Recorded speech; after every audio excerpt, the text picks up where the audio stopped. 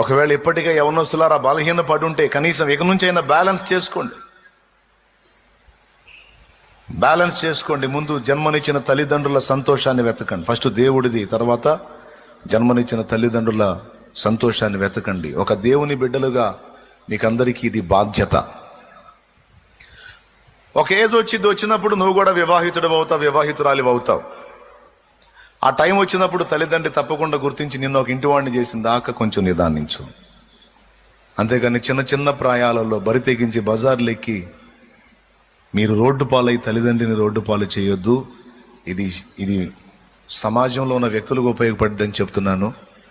అలాగే ఆత్మీయులుగా పరలోకమందున్న తండ్రికి సంతతిగా మీరు కూడా బజారు క్రియలు చేసి ఆయనను అవమానం.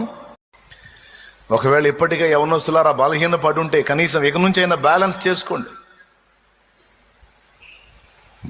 చేసుకోండి. ముందు జన్మనిచ్చిన తల్లిదండ్రుల సంతోషాన్ని వెతకండి. ఫస్ట్ దేవుడిది, తర్వాత జన్మనిచ్చిన తల్లిదండ్రుల సంతోషాన్ని వెతకండి. ఒక దేవుని బిడ్డలుగా మీకందరికీ ఇది బాధ్యత. ఒక ఏజ్ వచ్చినప్పుడు నువ్వు కూడా వివాహితుడు అవుతావు, వివాహితురాలి అవుతావు.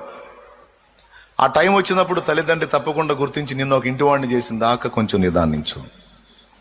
అంతేగాని చిన్న చిన్న ప్రాయాలలో బరి తెగించి బజార్లు ఎక్కి మీరు రోడ్డు పాలై తల్లిదండ్రిని రోడ్డు పాలు చేయొద్దు.